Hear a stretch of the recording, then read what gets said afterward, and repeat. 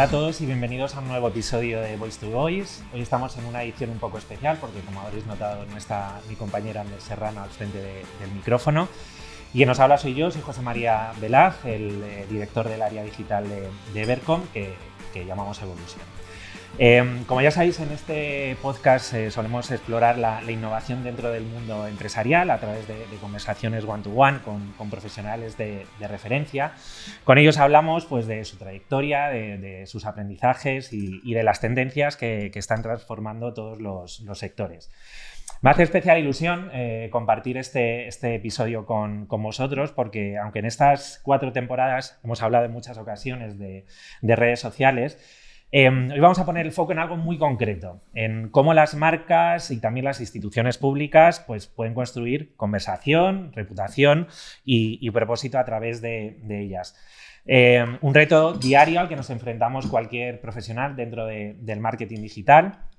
Y que, bueno, reconozcámoslo, no siempre es fácil, sobre todo cuando sobrevienen pues, ciertas cosas como una crisis.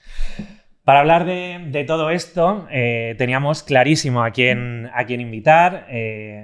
Seguro que lo conocéis. Hoy nos acompaña Carlos Fernández Guerra, conocido inicialmente por ser el artífice de esa magnífica estrategia de comunicación en redes, en X, antes Twitter, de Policía Nacional, pero con una extensísima carrera que va mucho más allá, periodista de formación, con experiencia tanto en medios como en comunicación corporativa y con experiencia también en diferentes sectores, desde el transporte, la seguridad con Policía Nacional o la energía.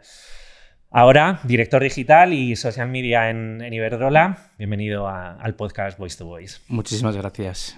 Bueno, vamos a empezar. A lo largo de tu trayectoria has pasado por distintos ámbitos dentro de la comunicación. Empezaste como redactor, trabajaste en comunicación interna y en prensa en compañías como Renfe y más adelante diste el salto a las redes dentro de Policía Nacional. ¿Cómo recuerdas ese salto? ¿Cómo te diste cuenta del impacto que podías llegar a tener, ¿no? En unos momentos en el que quizá el conocimiento de las redes sociales todavía no es como ya tenemos ahora, ¿no? Hombre, en primer lugar, tú piensas que yo llegué a la policía exagerando mi currículum, como es tradicional, ¿vale? Porque buscaba un experto en comunicación tecnológica, yo dije que lo era, y era para el DNI electrónico. Y luego, pues varios años después, tenía muy poco trabajo, pero seguía ahí ayudando a lo que podía. Me pidieron que hiciera un perfil de la policía en YouTube, ¿vale? Un canal de la policía en YouTube, que fue un gran éxito, pero yo también lo puse en Twitter. Me acuerdo, sobre todo pensando, fíjate mi error, en mi ombliguismo inicial, que era para los medios de comunicación, es decir, para contar las notas de prensa a los periodistas, a los medios, como un canal más, ¿no? Poco a poco vi que tenían otras opciones, fue evolucionando cuando ya permitían pues meter también foto, bueno. Y vi que el público ahí, el usuario, no era solamente periodista y que tenía no solamente la comunicación tradicional, sino también la comunicación social, que desgraciadamente es la que siempre olvidamos las instituciones y las empresas, ¿no? La que nos encanta olvidar porque las despreciamos y creemos el ombliguismo de pensar siempre en la nota de prensa y demás. Muy bien. Y bueno, yo creo que todos recordamos, pues eso, algunos de los tweets de tu etapa en Policía Nacional. Los recordamos no solo por lo divertido y por la forma de comunicar, sino también porque, bueno, marcó tendencia y fue quizá un poco la primera cuenta dentro de Twitter, hoy X, pues que utilizaba ese humor, ¿no? Un poco alejarnos, ¿no? De esa seriedad que muchas veces, y en ese momento más, tenía Twitter, ¿no? Sobre todo lo que me di cuenta enseguida de decir, oye, no tiene sentido ser un bot, ¿vale? Programar tweets, dar el coñazo y sin más.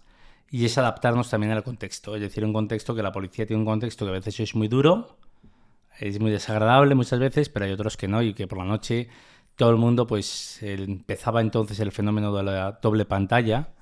En 2010, 2012, ¿vale? Empezaba el fenómeno de la doble pantalla que ahora es impensable. Para mí, a mí al menos, yo no se me ocurre ver algo en la tele sin el móvil haciendo Total. Lo que sea, ¿no?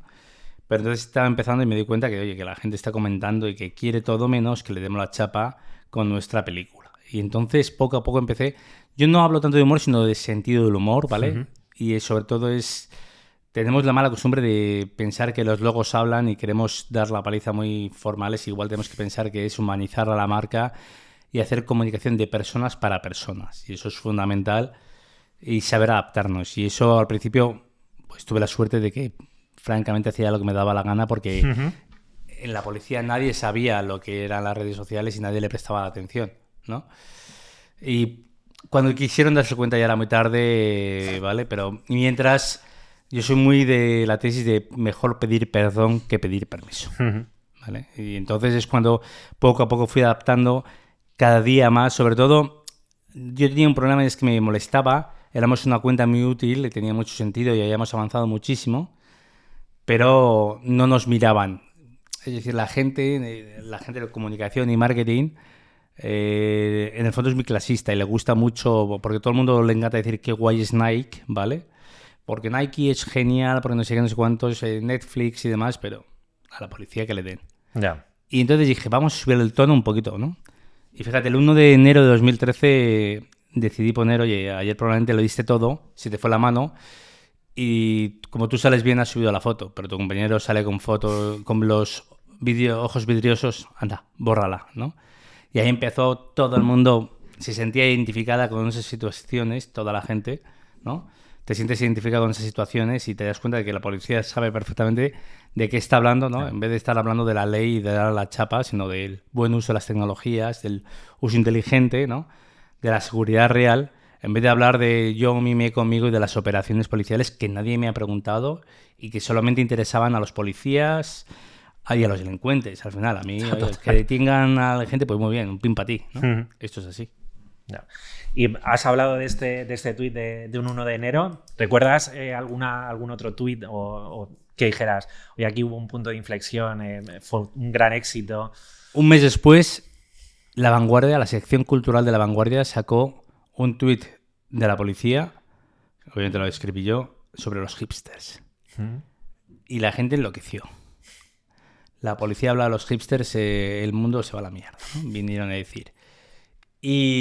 Pero bueno, yo ya era muy consciente de que había muchísima gente que hablaba de la cuenta. Y además era muy divertido porque constantemente iban viniendo cosas y casos que nos iban viniendo. Pero el de los hipsters supuso toda una revolución. Y en el fondo me retaban. Ellos no lo sabían, pero me estaban retando de, venga, a ver, mañana tendrás que sorprender por la noche, ¿no? Si era una noche tranquila, porque luego mientras había manifestaciones, había de todo. Pero no sí, podemos olvidar la utilidad pública que tiene que tenía la cuenta de Twitter y la de que hecho, tiene. todo eso no era... Yo no soy humorista, es simplemente una estrategia de, oye, me vas a seguir para ver qué parida pongo, pero mientras te la voy a colar. Esto es como los niños que te dan, oye, te voy a dar la medicina, te doy con un... ¿no? Y al final, pues oye, hubo un pacto entre audiencia y policía y comunicación de la policía para decir, oye, yo de vez en cuando desbarro y te lo voy a decir de otra forma la seguridad, ¿vale? Y probablemente me equivoque, pero merecerá la pena seguir, ¿no? Mientras tú vas a seguir viendo lo que te doy, porque algún día te daré canela, ¿sabes? Ya. Como decían algunos, oro molido. Yo sí, oro molido, no siempre. Solo tenemos memoria muy selectiva, creemos que todo salía muy bien y que era muy bueno. Había días que te querías la leche porque dabas un tweet buenísimo en engagement y luego te tirabas 5 días con un engagement. Ya. Bueno, que una empresa normal piensa que es la leche, pero que para mí tenía 200 retweets o borraba el tweet directamente. ¿Vale? O sea, algo era decir, oye, cosas que al final te ibas acostumbrando, ¿no? Al final, yo creo que muchas veces somos los propios profesionales del marketing los que nos metemos a veces demasiada presión. Y lo que tú decías, estás mucho tiempo pensando en un tuit que crees que bueno, pues que va a ser la leche y que seguramente vaya a tener muy buenos resultados y luego resulta que no. Has hablado antes que tú empezaste y que, bueno, empezaste a hacer lo que te daba la gana porque como que no se entendía muy bien y demás. ¿Te has encontrado con alguna traba en el momento en el que dentro de la policía se dan cuenta de la magnitud y de la repercusión que tenían pues esa estrategia, ¿no? de comunicación en Twitter? ¿Alguien te dijo, oye, no podemos seguir o tal? Sí, pero bueno, lo decían con la boca pequeña, ¿vale? Porque luego al final tú tienes que entender que el director general de la policía iba a cualquier cosa, a cualquier sitio Y no le decían, oye, qué buena tu operación antidroga, ni qué bueno tu dispositivo policial, sino cómo mola tu Twitter, ¿no? Ya. Y ahí había un 95%, 99% de la gente de la policía que creía que era una locura y una idiotez y que había que matar al community manager, ¿vale?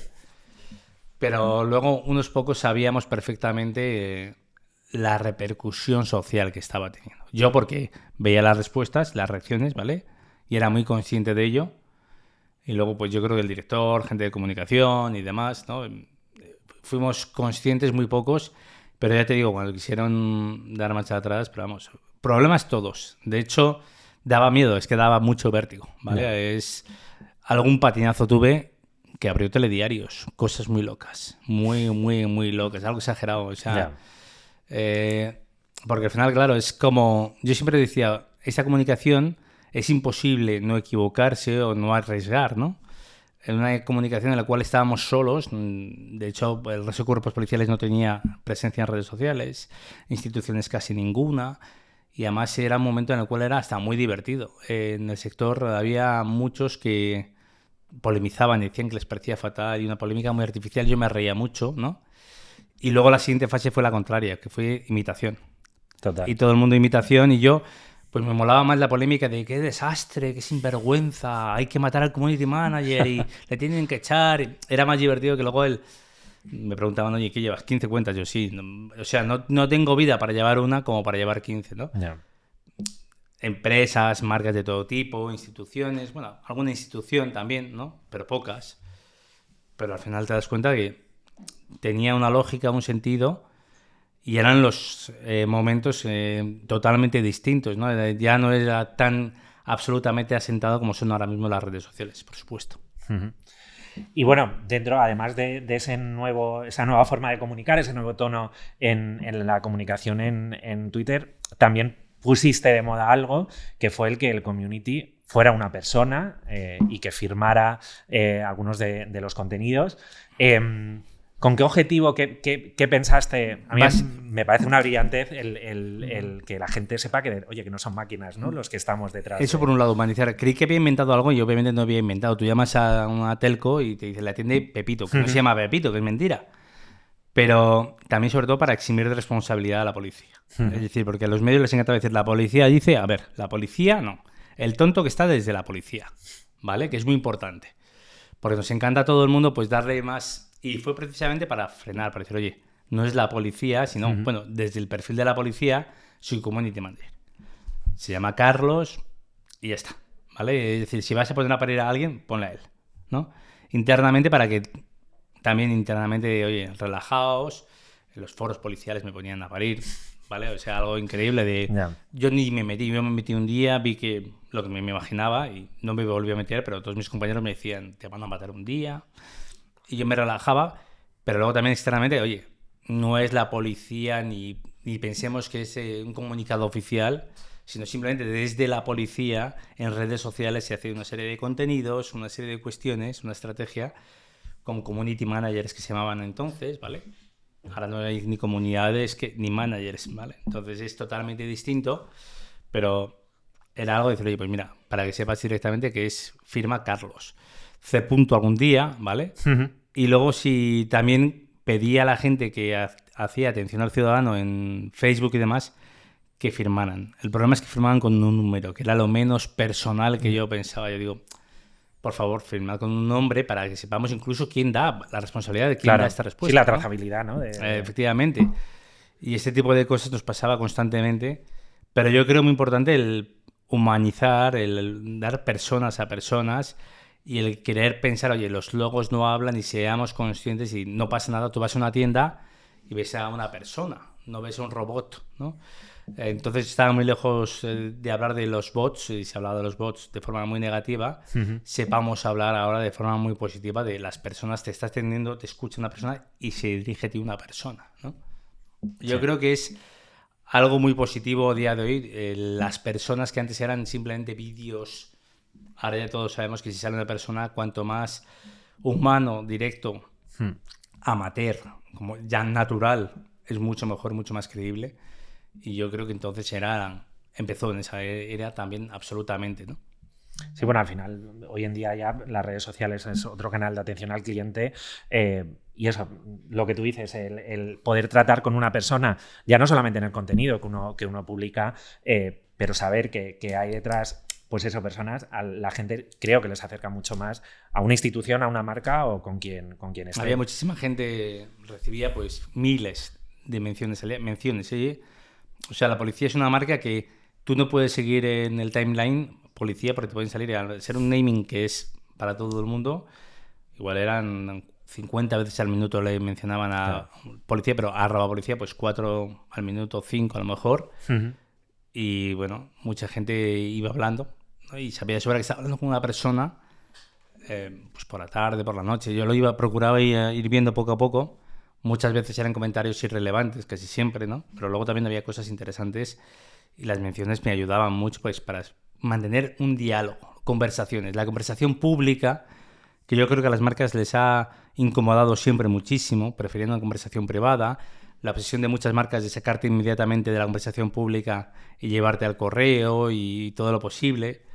Pues porque claro, no estamos acostumbrados a una bidireccionalidad en primer lugar y sobre todo que sea pública.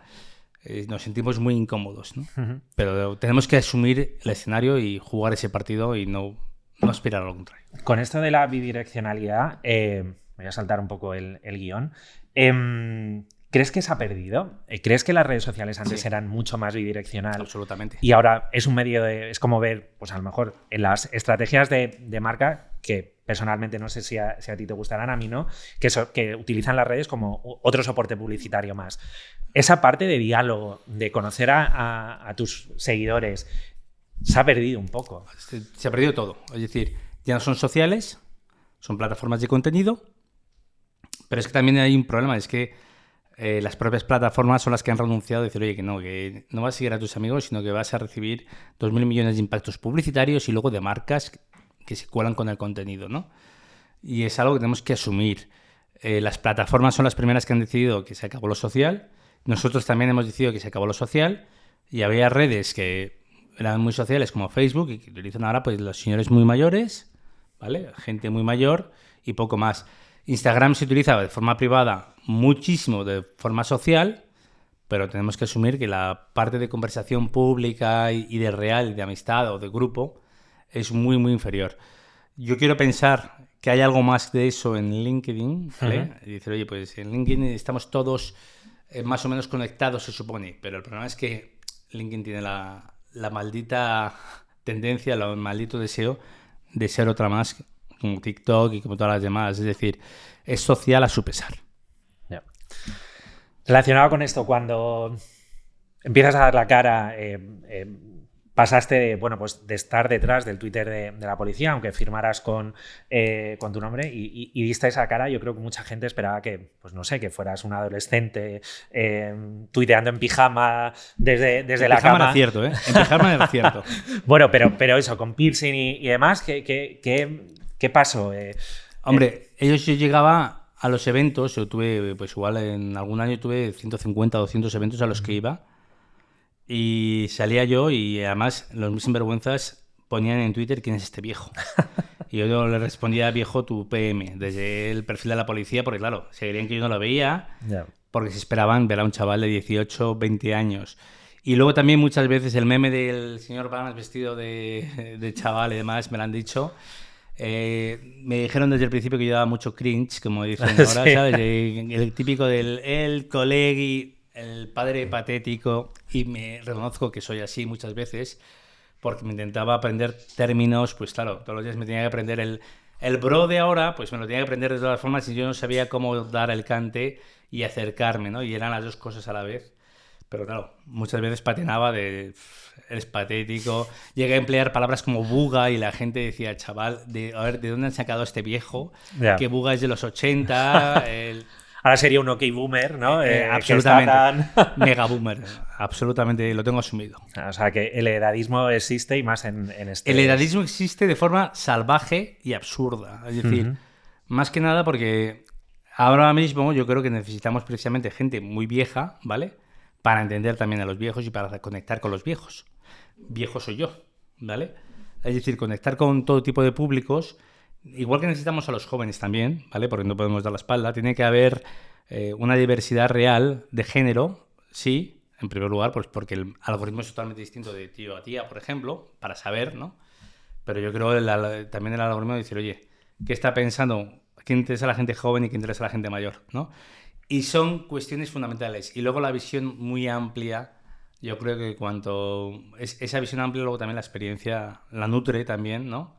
A pesar, insisto, de que debe ser una mezcla de ambas cosas constante y ni lo uno ni el otro. Es decir, yo creo que sé mucho que gente de mi equipo no sabe y viceversa, ¿vale? Uh-huh. Y lo que me encanta además es que yo hablo de influencers y ellos no los conocen y viceversa, ¿sabes? Y hay gente que, bueno, pues ahora mismo en el equipo son todos chicas menos yo y tenemos algoritmos distintos, ¿no? Pero bueno, claro que educarle.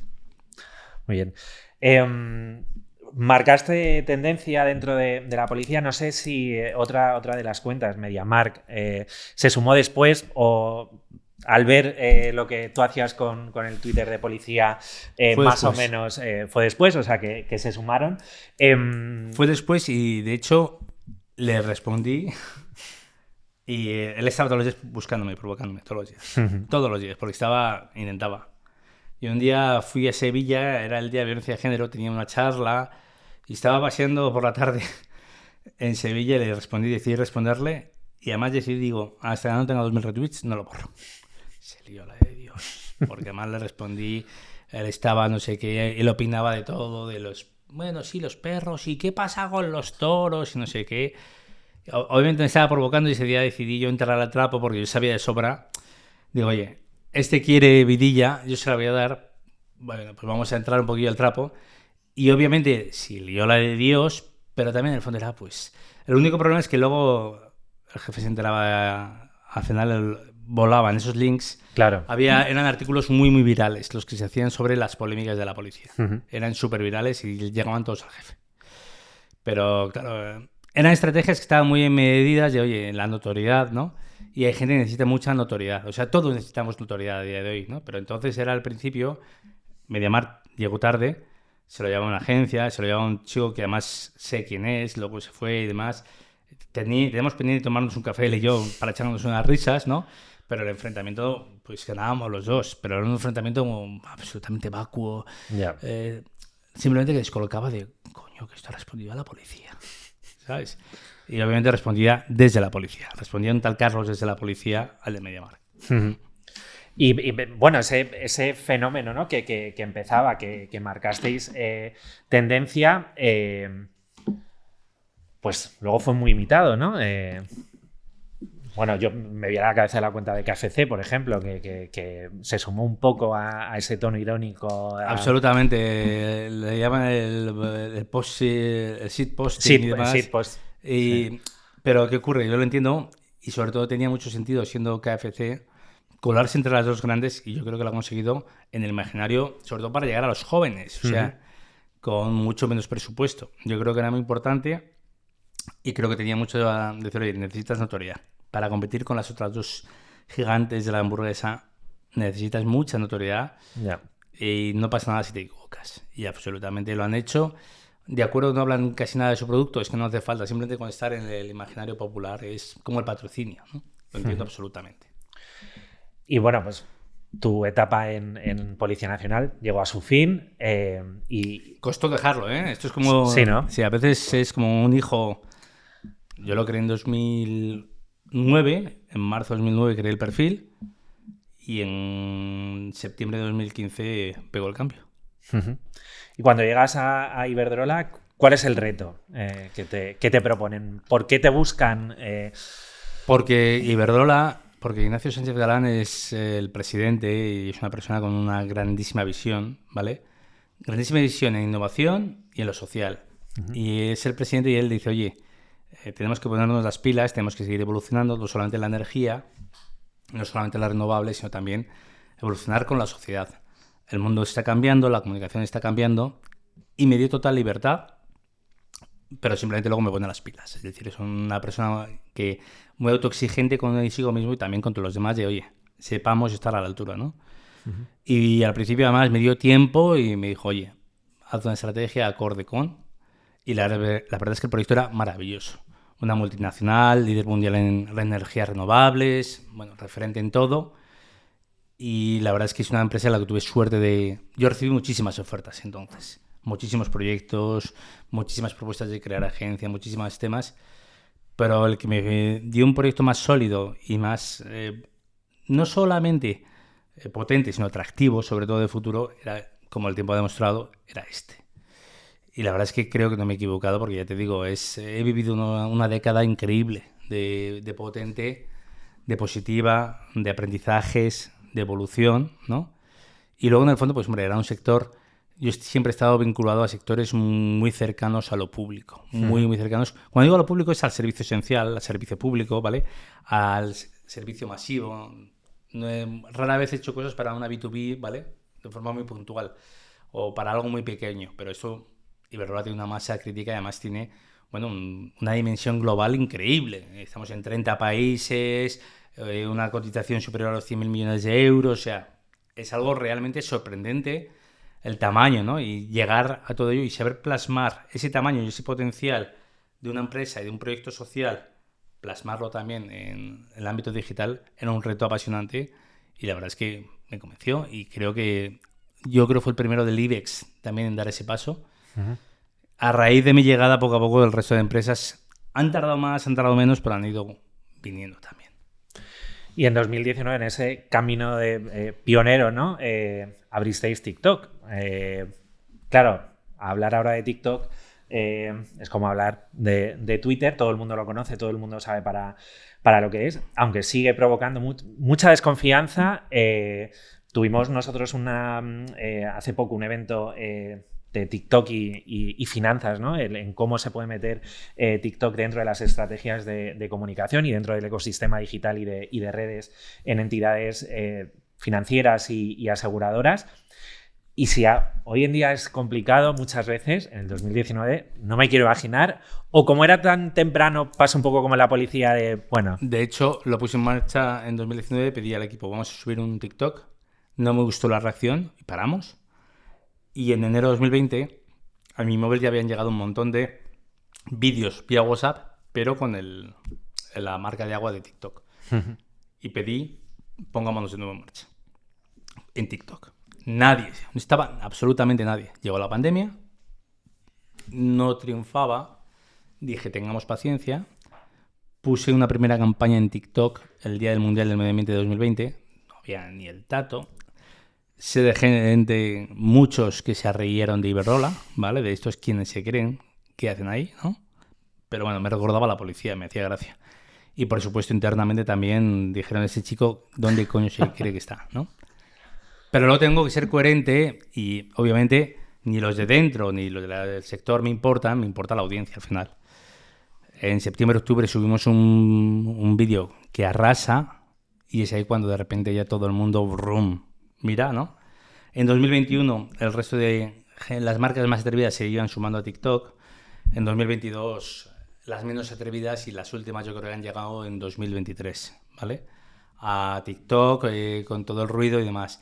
¿Qué ocurre? Que es cierto que ya es una app de la web 2.0, pero que en absoluto es una red social. Es la que ha ido marcando además el paso, la forma de disfrute, de consumo de contenidos y en el cual estamos todos volviéndonos locos con su algoritmo. Pero simplemente, pues claro, la gran oportunidad de ser los primeros en llegar y de ser totalmente distintos y de que muchísima gente lo conocía. ¿Me recordó algo a la policía y a Twitter? Sí. Y también te digo, luego ha sido muy reconocida. Mucha gente me ha dicho, es que yo quiero un Iberdrola. Yo también, otras muchas cosas, pero no es fácil, ¿no? Ya. Claro, supongo que te habrán dicho muchas veces frases como esto no lo podemos hacer, somos una empresa seria y TikTok es solamente para adolescentes. ¿Cómo derribas esas barreras en tu día a día? Lo hemos estado comentando justamente antes de empezar la grabación, ¿no? Que nos encontramos a diario con profesionales que están en sus puestos, en clientes y que, bueno, pues que tienen responsabilidad sobre las decisiones que se toman en marketing y en comunicación. Y eso que te dicen, no, pues no podemos. En primer lugar, Tengo algo clarísimo, es que es imposible, o sea, la comunicación de hoy en día en todos los canales tiene que ser atrevida. Uh-huh. Tiene que ser valiente porque, claro, la gente que queremos conseguir todo desde casa sin hacer nada es imposible, ¿no? Y creemos que con hacer un contenido bueno va a estar todo. Es imposible hacer algo bueno sin arriesgarse a día de hoy. Incluso las marcas más consagradas, tengámoslo claro. En segundo lugar, también yo creo que es muy importante, además de equivocarse, arriesgar, el saber quién es nuestro público. Yo siempre hablo de, ¿te imaginas que McDonald's preguntara a sus camareros, con todo mi respeto para los camareros, o a sus directivos, qué opinan? Pues igual no tienen que opinar ellos, sino tienen que opinar su público real, ¿no? Saber quién es quién. Yo no preguntaba a los policías, como tampoco opinaba de los controles de droga, ¿vale? Es absurdo, ni una operación policial, parecería absurdo y poco inteligente, ni pregunto a ni opino sobre los de finanzas, oye, habéis hecho una política fiscal mal hecha, ¿no? O imagínate opinar, oye, igual esta empresa debería estar pintada en azul, me mirarían, tú eres un imbécil, y tienen toda la razón, ¿no? El cuñadismo afecta muchísimo a este tipo a la comunicación de toda la vida y cada vez más, ¿no?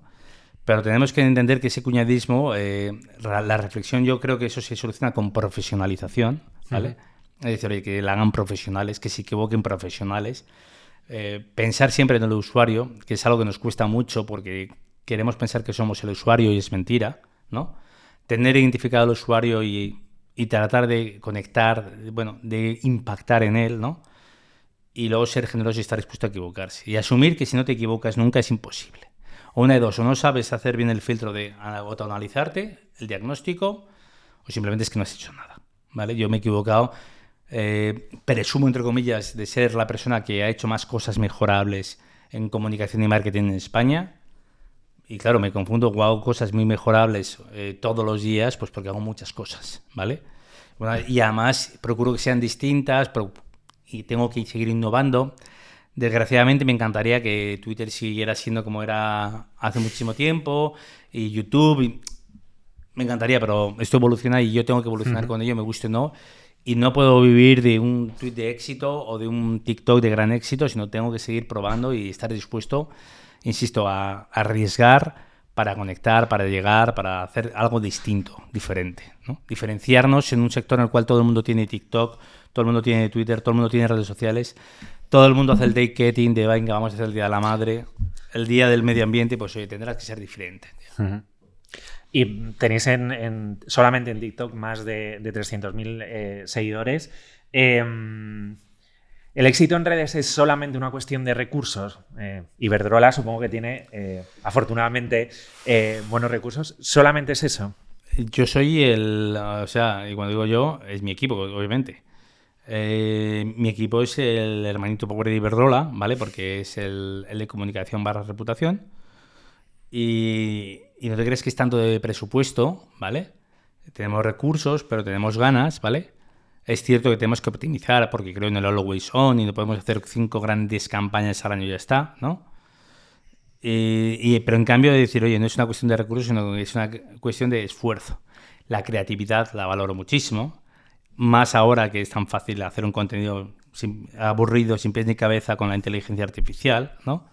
La creatividad es clave, el conectar es clave, y para conectar con la gente tienes que saber llegar a la gente en el momento oportuno, ser oportuno, saber cómo conectar con inteligencia, sorprender. Creo muchísimo en impactar. Interesar es súper difícil, pero impactar muchísimo más, ¿no? Y entonces es estar dispuesto, ya te digo, muchas veces a arriesgar. Creo que esto es bueno, digamos que es un ámbito de alto riesgo, porque estamos todos. Pero bueno, yo también te digo, Marc Márquez, campeón del mundo, Jorge Lorenzo, Jorge Martín, todos son campeones del mundo y se caen. Como aspires a ser el más rápido sin caerte nunca, es imposible, yo creo, ¿no? Y es asumir, o un parrillero que es en un restaurante se ha quemado la mano alguna vez, seguro también, ¿no? De tanto acercarse y demás, pues es normal, ¿no? Verlo con naturalidad, no darle de, por Dios, que hemos cometido este error, pues bueno, tomárselo con sentido del humor. Ni es que fueras antes la remega leche por hacer algo muy bueno. Tampoco eres tan bueno, ¿vale? Ni lo eres tan malo por fallar. Pero sobre todo estar dispuesto a asumir riesgos, a equivocarse y a atreverse a decir cosas que igual no van a gustar a todos, ¿eh? En comunicación tenemos el problema de que tenemos el miedo de, ofendiditos me va a salir por todos lados. Igual internamente, oye, que deja de pensar internamente que es que no haces comunicación interna. Te han contratado para otro tema, ¿no? Entonces tienes que pensar muy bien en los objetivos y que igual, pues oye, son totalmente distintos o las formas de llegar. Fácil no es, ¿no? Pero es estar dispuesto a no conseguir el éxito que tú quieres. Y hemos hablado de humanización, hemos hablado de personas en vuestro ecosistema de redes.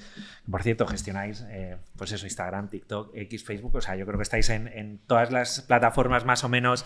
Ahora hablaremos un poquito de Blue Sky porque me gustaría conocer tu opinión. ¿Cuántas personas sois dentro del equipo dedicadas a gestionar? Muy pocos ahora mismo. 4 y una de ellas embarazadísima. O sea, somos poquísimos, ¿vale? Antes éramos más. Confío en recuperar, porque creo que las empresas y las instituciones tenemos que ser conscientes de la importancia del ámbito digital, ¿no? Pero sobre todo somos profesionales, es decir, creo que es muy importante la profesionalización. Bien dentro, bien fuera, ¿vale? Bien especialistas que a través de una agencia, bien dentro, o una mezcla de ambos, ¿no? Pero creo muy importante los profesionales, preparación y luego saber que esto no es... que es algo muy duro, que exige mucho pues fin de semana, tarde, noche, y que no es cuando nosotros queremos, sino cuando toca, cuando es oportuno. Y eso, dentro de todas las plataformas que gestionáis, y si nos lo puedes contar, ¿os habéis planteado el abandonar alguna? Pues por ejemplo como Facebook, entrar en otras como ahora Blue Sky... ¿Debatís? Supongo que sí, ¿no? Sí, Porque nosotros estamos en Blue Sky desde hace ya 6 o 7 meses, ¿vale? Pero nunca como alternativa, ¿vale? Sino como complemento. Es decir, a mí me encanta no depender solamente de 2 o 3 plataformas, no ser rehén de ellas, sino tener varias plataformas con las cuales llegar a la audiencia o a las distintas audiencias, ¿no?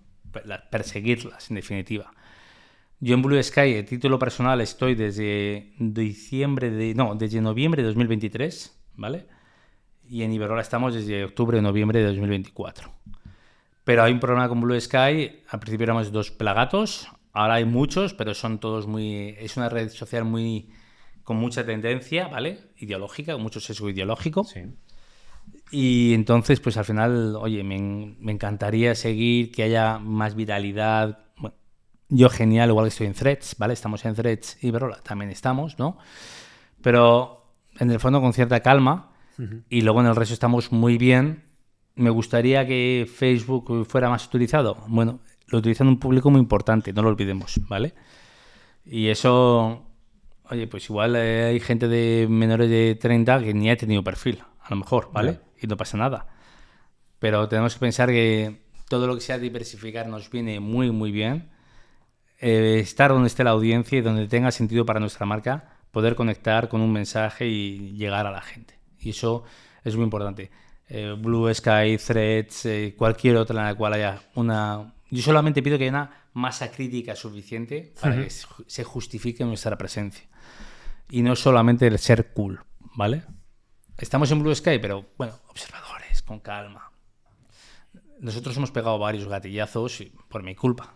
De decir, oye, pues estuvimos en su momento en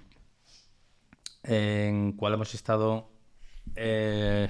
antes de Instagram estuvimos por Dios, lo de las gafas, las de Spectacles, ¿cómo se llama? Snapchat, vale, estuvimos en Snapchat, fijaos que se me ha olvidado el nombre y a vosotros también. Imaginad lo lejos que estamos, ¿no? Y en Snapchat... antes de Blue Sky fue Parler. Siempre de Twitter hemos sufrido pero esos Parler tenía éxodos, el ¿no? sesgo ideológico igual, ¿vale? Y era en el sentido contrario. Entonces, y en España no era nada utilizada. Snapchat sí, hasta que llegó Instagram y hizo copia las stories. Erradicó Snapchat y hace 7 Pero años. Snapchat sigue teniendo muchísimo uso en Estados Unidos, en Reino Unido. ¿Qué ocurre? Que lo utiliza muchísimo la gente, y antes lo utilizaba mucho la gente para hacer los efectitos, para hacer todo tipo de los temas. filtros, sí. Entonces ahora ya es inevitable que la gente va abandonándolo. Me encantaría volver a distintas redes sociales en las cuales esté la gente, pero si no hay gente española, si no hay audiencia, tengo que medir mucho. Muchísimo, ¿eh? Nosotros me acuerdo que Snapchat funcionaba por puntos y, oye, para mi sorpresa, todas esas redes son capaces, o sea, son muy efímeras, mucho más efímeras ayer o anteayer leí que Skype también moría, por ejemplo. Sí, lo van... Y es una herramienta, ni siquiera llegó a ser una red social, que moría y que vamos viendo pasar estas herramientas que son, yo siempre digo, todo es muy fugaz, excepto Google y Amazon, parece todo es muy fugaz, ¿vale? X está durando mucho más de lo que yo pensaba. Para mi sorpresa, mi felicidad, mi tranquilidad, ¿vale? Instagram también, bueno, vamos a ver, pero tenemos que ser conscientes de que nada es eterno, ¿vale? Y tener que saber ahí ir adaptándonos, saber ir detectando, no enamorarnos, no pensar que lo tenemos hecho. Vivíamos mejor con Fotolog, con el Messenger, lo que te dé la gana, pero tenemos que saber que esto, nos guste o no, la vida es mucho más dura. Sí, se está comentando ahora en algunos mentideros digitales que, bueno, que Instagram se está pensando en lanzar en un proceso de apificación una app solamente de vídeos, en una competencia totalmente directa con TikTok. ¿Podría suponer el final de TikTok como supuso el final de Snapchat? No, porque además lo ha intentado. O sea, lo que ha hecho, lo que yo admiro de Instagram es la desvergüenza que tiene para imitar y para copiar y demás, ¿no? Para poner cambios y quitarlos al día siguiente. O sea, es una cosa... Pero eso es habilidad, en el fondo, es decir, adaptarte. Oye, pruebo. Igual que también te digo, oye, LinkedIn te sacó stories también. Y te va la chapa con las stories. Y todo el mundo te metes en cualquier lado y dices, en la cocina voy a tener stories. Y no pasa nada, lo quitas, y las comunidades, o sea, son pruebas que van haciendo constantemente y que lo entiendo absolutamente. Dices, oye, tienes que probar, ¿no? Virreal también. Yo estuve y planteé, oye, ¿tiene sentido que Iberdrola esté en Virreal? Digo, pues va a ser que no. Si es algo inmediato, digo, va a ser muy triste que me vean en la oficina todo el día. ¿Vale? Entonces son cosas, ir probando y viendo, oye, que se adapta, que tiene sentido. Pero me gusta mucho la agilidad de las empresas digitales. Luego, además, no les importa sacar cosas que saben que van a ir a la papelera. Prefieren equivocarse haciendo cosas que no haciéndolas. Y eso es muy lógico. Uh-huh. Y yo creo que hay que ver y luego, hombre, saber seguir, ¿no? Google Plus. Pues Google Plus es la red social en la cual estamos todos así. Sí, supuestamente tenías un perfil en Gmail o Google, ya castigado de tener Google Plus. Ya. Pero luego al final, pues oye, el mundo real, el usuario, y no solamente el usuario, sino los usos que se le da, las horas de uso, el tiempo de uso, la atención. La atención, yo llevo preocupadísimo por la atención desde hace 4 o 5 años y ahora ya todo el mundo está presionado con la atención del usuario, porque yo era consciente de que no entendía nada. Supuestamente yo tenía 200 cosas que veía al día y supuestamente veía 2000 y veía 200, ¿no? Y era consciente de que incluso la memorabilidad, ¿no? Es muy, muy difícil, en eso estamos trabajando, pero simplemente tenemos las marcas y los profesionales que adaptarnos a este tema y no pensar que, oye, esto no va a cambiar o deberían tener ciertos tiempos. Les da igual. No. Estábamos hablando ahora de quizá por esa inmediatez, ¿no? De lo digital, de que puedes hacer algo hoy te puede parecer una crisis gigante. Al día siguiente nadie se va a acordar de esto. Pero bueno, supongo que como profesional a todos nos pasa, siempre se nos queda una espinita clavada. Algo que visto con el tiempo y puesto en perspectiva, quizá hubiésemos hecho de otra manera. ¿Tienes algo? Tantísimas. O sea, tantísimas cosas. Incluso he tenido la suerte de que mis errores me han venido muy, muy bien. Y soy un afortunado, ¿vale? Porque son benditos errores. Y he tenido suerte de tener errores que, lejos de servir oye, pues de ser de freno, me ha servido de catapulta. Pero luego hay muchísimas cosas que hubiera hecho mejorable. Yo siempre pienso mejorable. Luego me arrepiento yo de no haber hecho cosas en vez de haberlas hecho mal, ¿no? Prefiero 1000 veces equivocarme a la gente que, oye, que es que ellos no meten la pata y que todo le da miedo.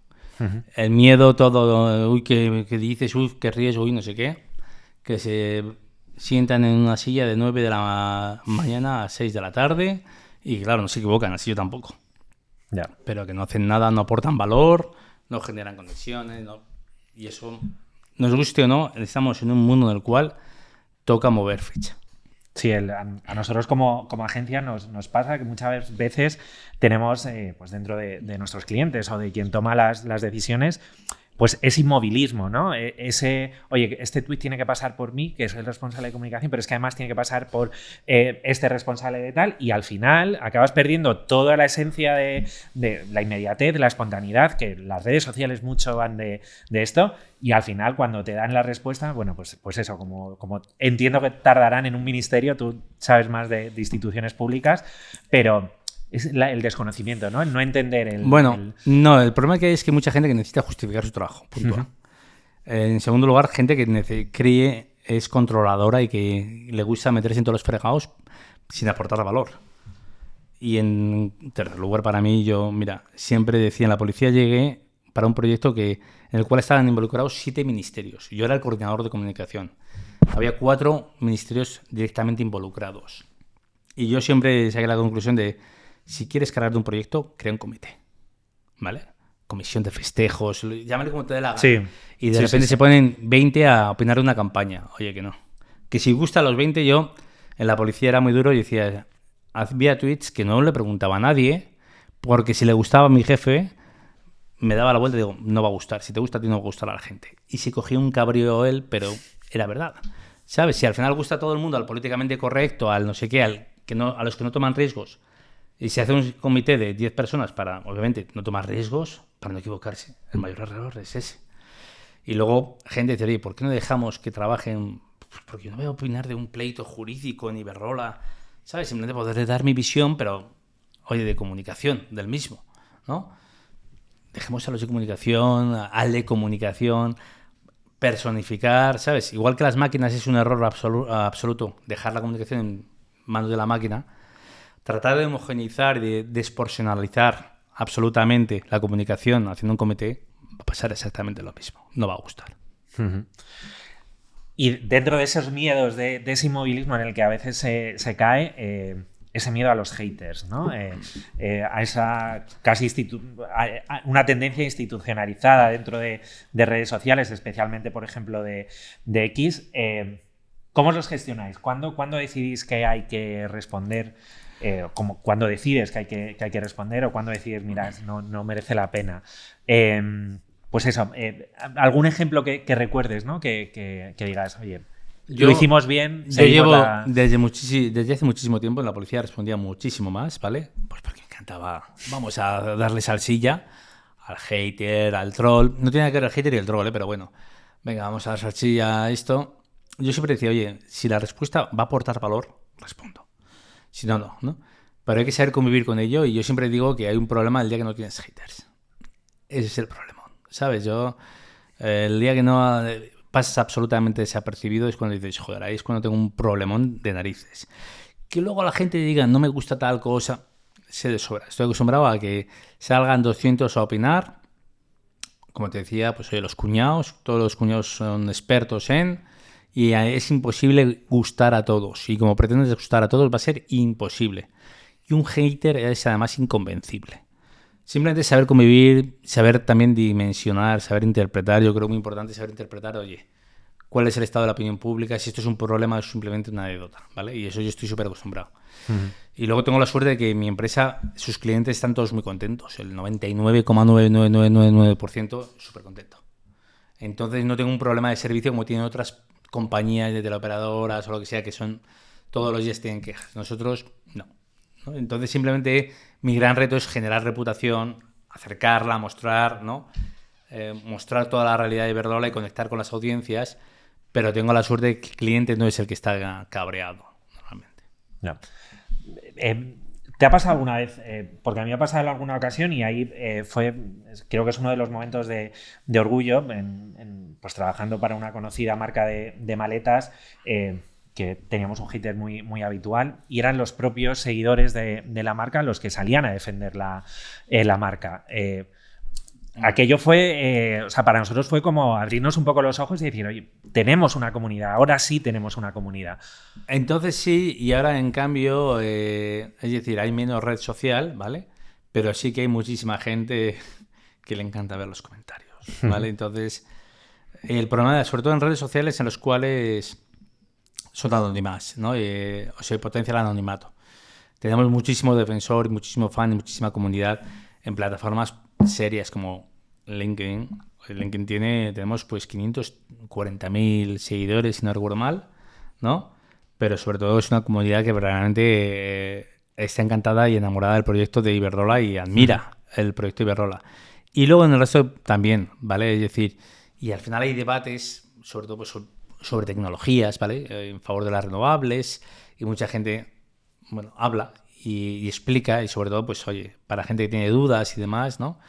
Y les encantan, ¿no? Y luego gente, pues muy orgullosos también de Iberdrola, de que sea española, ¿no? Como marca España, entonces eso nos facilita mucho. Pero tenemos que también entender que hay una serie de conversación que a veces es pues casi de troleo y que es bendito troleo, ¿vale? Mi problema sería que no me troleara. Total. Pasamos a hablar un poco de marcas y redes sociales, bueno, pues forma un poco más genérica para conocer tu opinión, también tu experiencia. ¿Con qué impedimentos soléis bueno, pues eso, encontrar? ¿Cuál crees que es el error más habitual que suelen cometer las marcas? Si todavía hay gente que no entiende para lo que funcionan dentro de las empresas, para lo que funcionan las redes sociales, que siga siendo el KPI más mirado, el de seguidores, y no cualquier otro. El problema, hay dos problemas. El primero es la opinión interna, ¿vale? Demasiado, como te digo, pero eso ocurre en todas las entidades, ¿no? Y luego el segundo es el acomodarse. Lo que dicen aquello de la zona de confort y demás, no salir de la zona de confort. El acomodarse, el no querer equivocarse, el no arriesgar, el querer hacer sota de caballo rey, ¿no? El querer estar ahí tranquilamente sentado y esperar a lo que hace todo el mundo. Y eso es muy, muy difícil, ¿no? Y luego el temor al equivocarse, como te digo, que me parece lo peor, el no innovar, el no conectar y entender que esto a veces es mucho más de algo apasionante, pero también tiene que ser muy oportuno, muy oportuno, muy cercano, ¿no? Y ser innovador implica probar algo, aunque no vaya a salir bien. Eso lo tengo clarísimo. Y eso es muy, muy difícil para cualquier institución, para cualquier entidad. ¿Quién lo está haciendo muy bien? ¿En quién os fijáis? ¿En quién te fijas ahora mismo en redes? Hombre, lo hacen muy bien marcas muy jóvenes, ¿vale? Porque lo hacen muy natural, lo que llaman nativas y demás, ¿vale? Y luego hay marcas que a mí me gustan, pero marcas personales. Me gustan mucho los creadores de contenido. Es decir, es algo preocupante que el fenómeno de los creadores de contenido esté tan lejos del circuito oficial, es decir, del circuito más institucionalizado y de los profesionales, ¿vale? Y me divierten muchísimo esas marcas, ¿no? Luego también hay algunos de temas de entretenimiento que también me gustan, ¿vale? Pero bueno, yo creo que en el fondo acaban siendo, ya te digo, las marcas muchas veces vivimos demasiado bien y arriesgamos muy poco. Y en cambio me gustan mucho las marcas personales que nacen de la noche a la mañana y que arrasan, ¿no? El fenómeno Rorro, por ejemplo, me pareció la leche. Fuimos de las primeras marcas Iberdrola en hacer una acción con ella, pero gente que te sale un creador de contenido, te voy a decir, debajo de las piedras, hace 20 años hubiera sido inimaginable.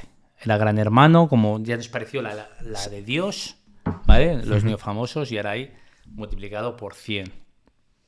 Y además gente que hacen con gran talento, gran creatividad. Es una lección que nos da a todas las marcas que deberíamos aprender. ¿Siguen teniendo potencial las redes sociales para las marcas?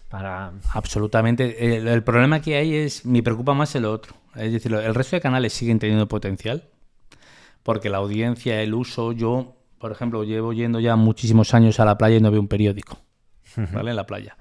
Voy a los bares y no veo un periódico, ¿vale? Me preocupa porque yo soy periodista. Entonces digo, oye, igual no tiene sentido los otros canales, y entonces veo todo el mundo en digital, en redes sociales, compartiendo vídeos, una serie de cosas. Como profesional de la comunicación y que amo los medios de comunicación, me preocupa decir, oye, al margen de las web 2.0, me gustaría que los profesionales fuéramos escuchados, tuviéramos un papel muy relevante por nuestro criterio, ¿vale? Y aparte de que hay otros que nos están demostrando en su día a día que su éxito es que conectan con la gente, ¿no? Hemos hablado de sostenibilidad, de ticketing.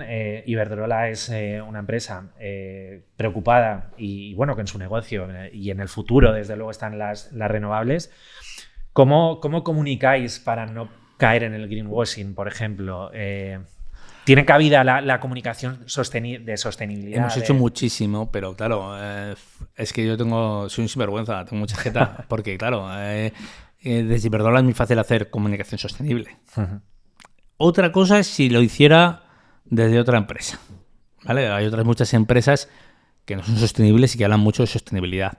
Pero que bueno, que yo si estuviera en su caso, igual acabo haciendo lo mismo, ¿sabes? Es decir, no lo voy a juzgar porque es muy cómodo juzgarla desde Iberdrola. Sería muy hipócrita o muy jeta, muy poco considerado, muy poco empático con ellos si me pongo a criticar desde Iberdrola, pues porque me parecería, oye, pero vamos, que tengo esa suerte, fue una de las cosas que me encantó y que vi que tenía un enorme potencial de Iberdrola y era las energías renovables.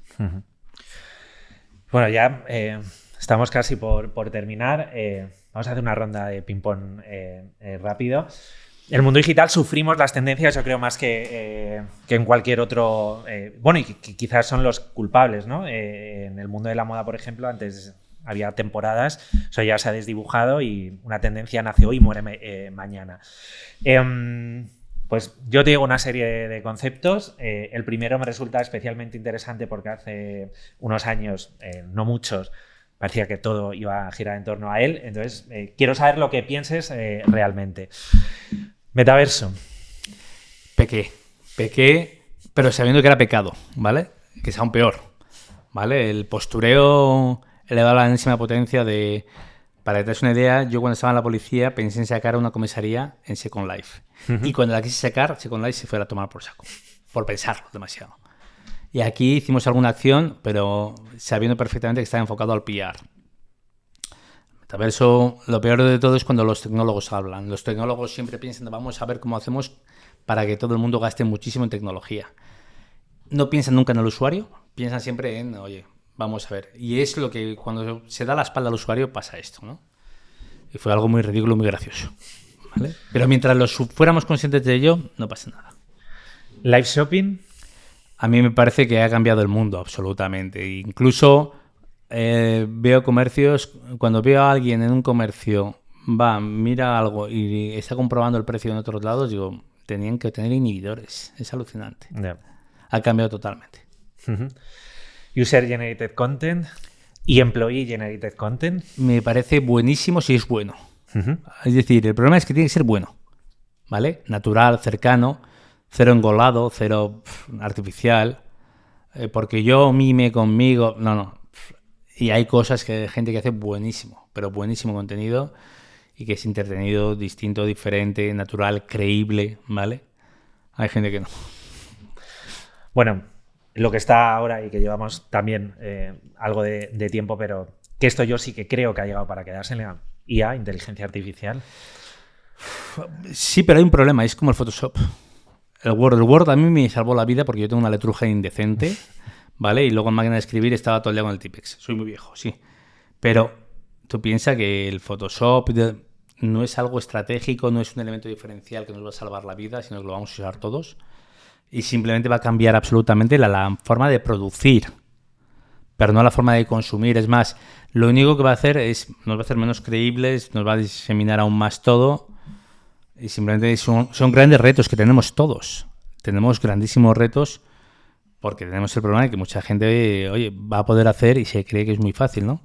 Pero creo que va a afectar mucho más a otros sectores de creatividad como el audiovisual. Y es ahí donde vamos a ver todo lo demás. El resto, bueno, es todo un reto la inteligencia artificial, el buen uso, pero como es como las tecnologías, lo digital, sigue siendo un reto que todavía por desarrollar y por aplicar y por optimizar en muchísimos campos. Fake news. Es cierto, han existido toda la vida, existen y existirán, ¿no? El problema es que queremos pensar, mucha gente se cree que la verdad es una y es absurdo, no hay una sola verdad, ¿vale? Hay 100.000 millones de visiones y gente que quiere creer o no quiere creer, ¿vale? Hay gente creíble y hay gente que no es creíble, ¿vale? Y hay gente fiable y hay gente que no es fiable. Y saber interpretar este tipo de cosas tenemos, creo yo, siempre súper importante el espíritu crítico. Para los bulos, para los timos, para todo. Desarrollar el espíritu crítico, explicar a la gente que una verdad, bueno, es tu visión normalmente, ¿no? Y que no puede ser que, qué casualidad que vas a ver una noticia, que vas a retuitear, y sobre todo los algoritmos estos que son tan concéntricos, tan centrípetos, que te lleva todo, oye, solamente tu opinión y nada más, ¿no? Yo quiero pensar que poco a poco vamos a fomentar el espíritu crítico, pero está clarísimo que la sociedad no ha sabido asumir, sobre todo las sociedades occidentales que estamos viendo, pues que políticamente son los extremos, porque creo que no saben reaccionar tampoco, en tratar de, sobre todo los algoritmos que están generando este tipo de realidades paralelas, ¿vale? Fomentándolas sobre todo. Al final, cada vez más vivimos en una cámara de eco, ¿no? En el que el algoritmo te da lo que quieres ver con la opinión que coincide con la absolutamente. Tuya. Le llaman redes sociales, yo siempre he dicho, pero eran redes egocéntricas, ahora Total. mucho más. Cada vez mucho más. Y las visiones egocéntricas. Y el problema es que esto ya pasaba con los medios de comunicación. Uno iba a comprar un periódico porque quería leer lo que quería leer. No quería saber la verdad, sino quería saber esa verdad. Sí. Es así. Sí, sí. ¿Y clickbait? Es un pecado en el cual caemos todos, ¿vale? Igual que en el buscar el like fácil, ¿no? Y lo vemos en todas las redes y también me preocupa ver en el link que de repente dicen comenta, oye, que no quiero comentar y es simplemente porque quieren el algoritmo. Estamos muy obsesionados con que se clique, que se comente y con el engagement. El problema es que yo entiendo que es negocio y que es fundamental y que es muy importante. Yo creo que el clickbaiting está ahora mismo abandonado frente a la atención, o sea, la obsesión por la atención en otros espacios, el mantener a la gente y demás. Pero son retos de la sociedad digital que creo que tiene, pues, con las fake news, como los entornos sanos, ¿vale? El establecer, el aprender como sociedad y como individuos, ¿vale? A utilizarlo bien. Y lo tenemos las personas, los profesionales, las empresas, las instituciones, que trabajar en todo este tema para intentar no ir siempre 7 años después, sino activar, ¿no? No ser como la Comisión Europea que siempre llega tarde. Ahora está no sé qué, venga, va siempre tarde y... Llegan tarde y llegan mal, ¿no? Suelen llegar. Relacionado un poco con estos dos últimos conceptos, Twitter, X, ¿cómo es el futuro? Estamos asistiendo a los últimos momentos de X. ¿Crees que no? ¿Crees que las marcas tienen que seguir estando? Yo te voy a decir una cosa. Hay muchísima gente que dice que aborrece X y está en X, ¿vale? Aborrece X porque no tiene capacidad de influencia él en X o ella o esa institución. A mí X me gusta y me parece súper útil. Me gusta a título personal, ¿vale? De acuerdo que hay una conversación muy sana muchas veces, pero también hay muchísimas cosas muy útiles y hay una influencia política e institucional que no tiene ninguna otra red social. Hitos de todo tipo, se muere el Papa, la gente va a X. ¿Vale? Hay un apagón, la gente va a X. Pasa cualquier cosa política, la gente va a X. Fútbol, todo. ¿Vale? Y eso nadie lo ha sabido reemplazar. Ojo, a mí me encantaría que hubiera alternativas para no poner todos los huevos en la misma cesta. Por mucho me gusta el título personal, título profesional y demás. Creo que el problema no es X, sino es el algoritmo. Igual que pasa con TikTok, Instagram y demás. Es el algoritmo de relevancia y que bastaría con decir, oye, regulemos al algoritmo, ¿vale? Basta ya de inflar constantemente a lo más agresivo, a lo más tóxico, ¿vale? Si pongamos una serie de normas, pues para no facilitar el momento de gloria a los extremistas. Cambiaría todo. Pero creo que es el mejor invento. Soy adicto a X desde hace muchísimo tiempo. Soy periodista, ¿vale? Es muy entretenido. Y luego está la libertad. El problema está en que las instituciones no han buscado alternativa. La Casa Real ha estado solamente en X hasta el año pasado. En 2024. Abres Instagram, de verdad, en 2024. Es que le das la espalda a la sociedad. ¿Vale? Ya te das cuenta de, oye, en Instagram algo tendrás que contar, algo que mostrar, ¿no? Y en cambio, pues oye, quieres llegar a los periodistas, quieres llegar a la influencia. Y por ahora, para nuestra desgracia, por diversificar, estoy muy contento en X, pues no ha llegado, ¿no? Pero tenemos que saber adaptarnos y seguir mirando, seguir viendo, seguir comprobando de dónde llegan los impactos, los inputs y qué encuentras. En el resto hay mucha utilidad, sí, pero no la influencia, no el comentario, no la conversación inmediata, ¿vale? y no la inmediatez. El resto, los algoritmos, pues oye, LinkedIn ha cambiado el algoritmo y ahora me salen cosas de hace 3 semanas. Sí. Su utilidad para influencia inmediata, 0. Incluso información, 0. Y en relación con esto, autorregulación, vivimos en la Unión Europea, que ya sabemos muy dada a regular. ¿Autorregulación de las plataformas o regulación externa? Ambas, ¿vale? Veamos cómo WhatsApp fue súper lista cuando llegó la pandemia y se autorreguló en un segundo, diciendo, oye, para todos los bulos que se diseminaban, se viralizaban locamente vía grupos WhatsApp, puso un coto, aunque no te lo prohibía, pero simplemente puso un coto, ¿no?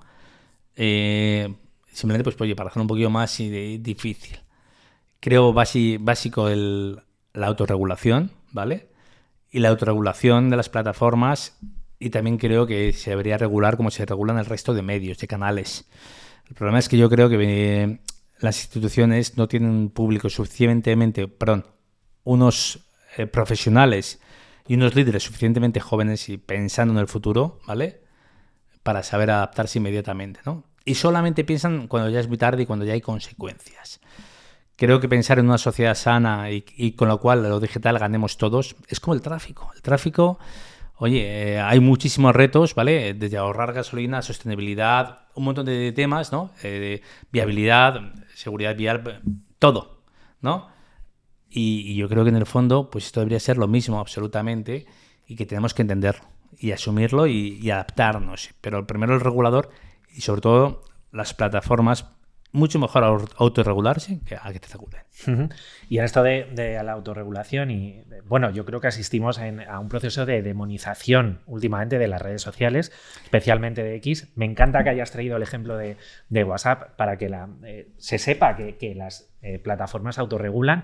¿Qué piensas de las notas de la comunidad de X? Me parecen fantásticas, ¿vale? En primer lugar, me parecen fantásticas y muy certeras.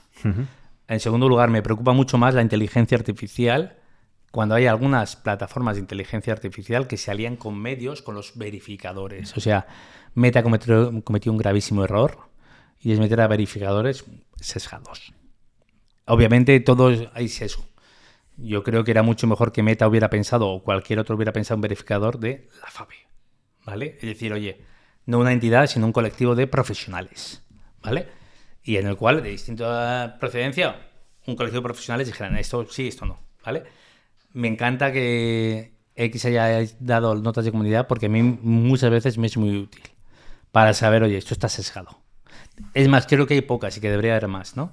Pero luego los verificadores, me preocupa mucho más la inteligencia artificial cuando resulta que hay determinadas inteligencias artificiales que están cogiendo una versión o una noticia de todo lo que es determinados medios, ¿vale? De un grupo editorial que tiene un sesgo clarísimo. Y eso es súper peligroso otra vez, ¿vale? Es el mismo error de Meta. Y luego, pues, oye, Grok, veo que además es la primera inteligencia artificial en el cual es pública. Es decir, tú preguntas y la respuesta la da pública y es sorprendente la adicción que genera mucha gente y que genera problemas, pero que también te sirve para ver cuál es la realidad, cómo se ve públicamente determinadas cosas. Esto es el mayor reto que estoy viendo ahora mismo a título informativo, igual que en su momento fue la Wikipedia. O sea, el mundo va mucho más rápido de lo que pretendemos los profesionales, las marcas, y o nos ponemos las pilas y nos adaptamos a ello, o nos vamos a morir. Muy bien, y vamos a ir terminando ya una pregunta final. ¿Qué consejo le darías a un director de marketing o marketing digital para que su contenido, a pesar de que tenga que pasar por 10 comités o 10 aprobaciones diferentes, no sea irrelevante, no se pierda en toda esta marabunta, ¿no?, que tenemos ahora mismo en cuanto a contenidos, influencers? Que quiera diferenciarse y que además tenga bien claro que no puede gustar a todos. Que quiera diferenciarse y tener el énfasis y decir, oye, si gusta a todo el mundo, malo. O si no disgusta a nadie, si no incomoda a nadie, o si no genera dudas, malo, ¿vale? Si no genera pensamiento. Y creo también muy importante la adaptación constante a la oportunidad. Y es terrible. Es el contexto que estamos todos obsesionados con el marketing de contexto. creo que es muy importante el intentar seguirlo, aprovechar la oportunidad y si no generarla. Saber generar oportunidades es muy difícil, pero es un reto que tenemos que intentar constantemente, ser rápidos, ágiles, certeros, distintos. El diferente con la inteligencia artificial nos demuestra que ya el contenido es mucho más fácil de lo que creíamos. Un artículo súper sesudo que no va a leer nadie, ¿vale? Un guión que puede hacer hoy 10.000 millones de personas. Igual te toca ser ingenioso, ser creativo y pensarlo, ¿no? Y estar dispuesto a equivocarse. Pues muchísimas gracias, Carlos, por acompañarnos. Ha sido un placer charlar contigo, conocerte y bueno, seguro que sacamos un montón de aprendizaje de tus palabras. Lo mismo digo. Y bueno, gracias a todos nuestros oyentes por seguir acompañándonos. Sabéis que nos podéis seguir en plataformas como Spotify, iVoox y YouTube. Y os esperamos en el próximo episodio de Voice to Voice. Hasta pronto.